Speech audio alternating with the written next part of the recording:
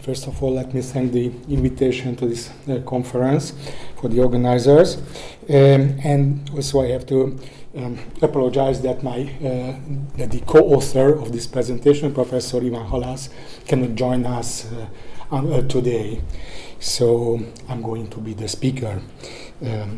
Okay, the title of this presentation is The Historical Constitution of Hungary as a Symbol.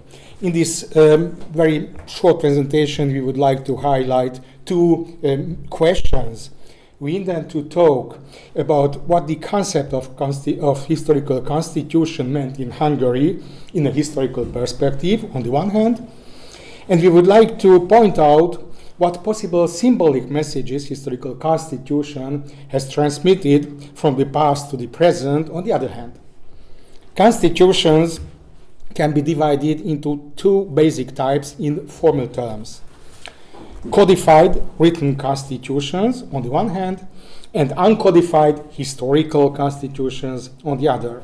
The distinction between the two types of constitutions seems to be relevant from the turn of the 18th and 19th centuries, from the emergence of written constitutions in a modern sense.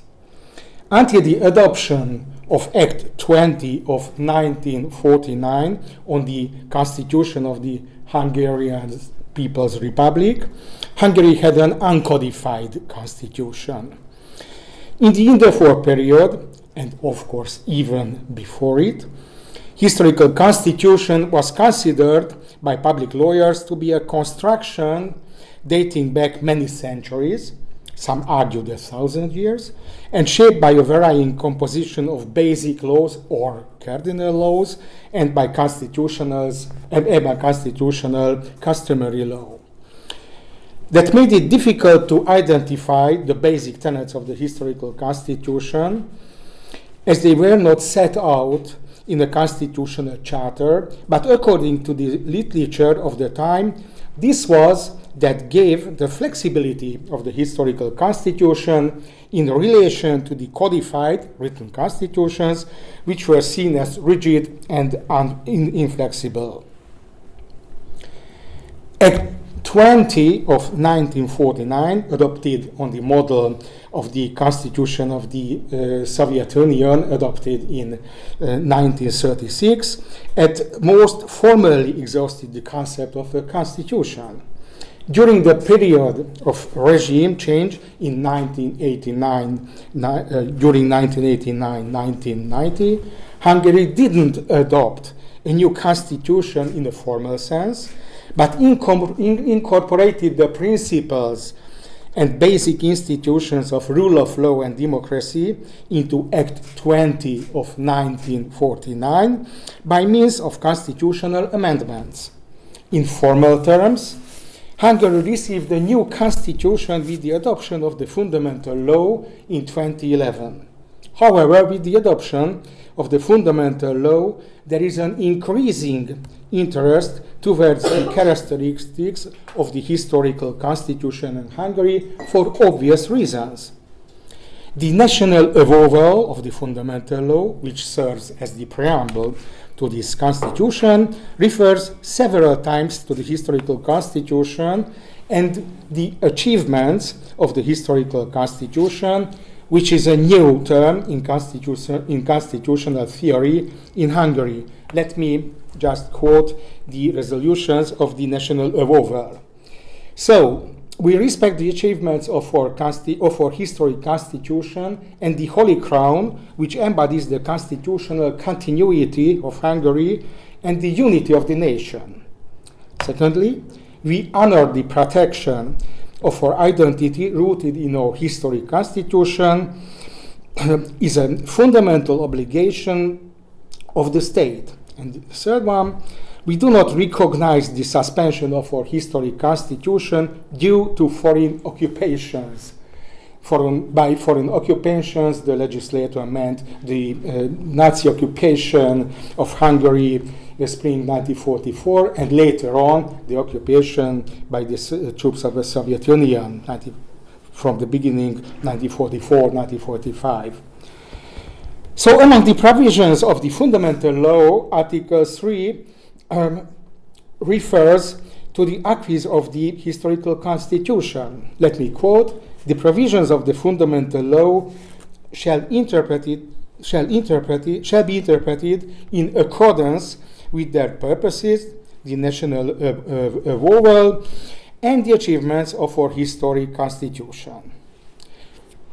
It's interesting that the exemplary memorandum of the proposal for the fundamental law in 2011 pointed out that the fundamental law is Hungary's first unified democratic written constitution and fits into the 1,000-year history of the Hungarian constitution.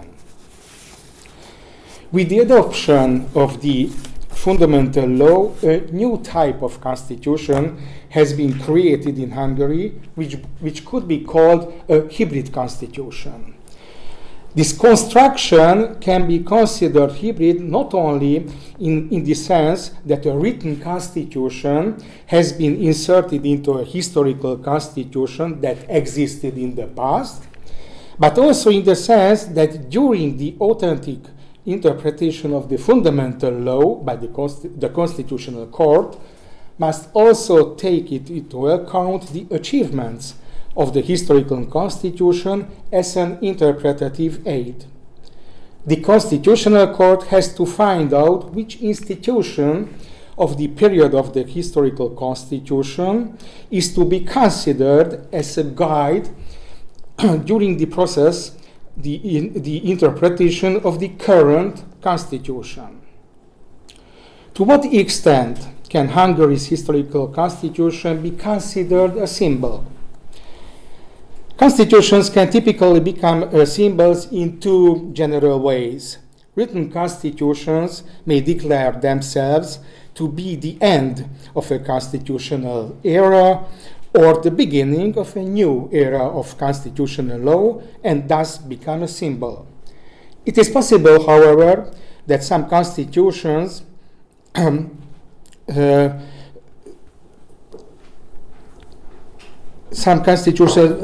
may receive a symbolic meaning through the language of interpretation. This latter process of symbolization is typical of historical constitutions, in our opinion. The symbolic institutions of the historical constitution of Hungary were already drawn attention by the representatives of Hungarian public law of the civil period.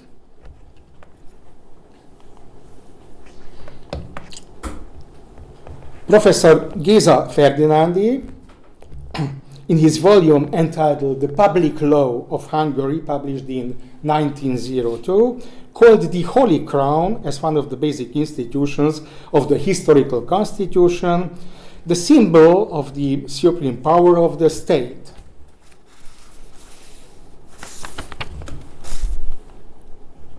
Some decades later, Professor István Egyed, he was a professor of public law in Budapest, in his book entitled Our Constitution, a mi alkotmányunk, published in 1933, regarded the Holy Crown as the mystical personification of Hungarian statehood and the symbol of constitutional kingdom. The Holy Crown, however, was not only used as the sovereign's badge of sovereignty during the period of historical constitution. The so-called doctrine of the Holy Crown was the starting point of a monarchical theory of sovereignty based on public law in Hungary. According to this doctrine, the Holy Crown itself was regarded as the source of public power. In other words, the Holy Crown was the depository of sovereignty. According to a well-known legal historian, Professor Ákos Timon,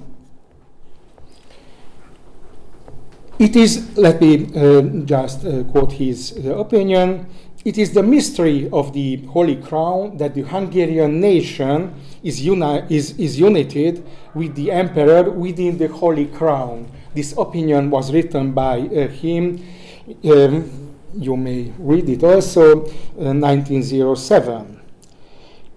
Okay, so in this approach, the Holy Crown and the doctrine of the Holy Crown do not appear as a symbol of statehood in a general sense, but as a symbol of a specific monarchical statehood.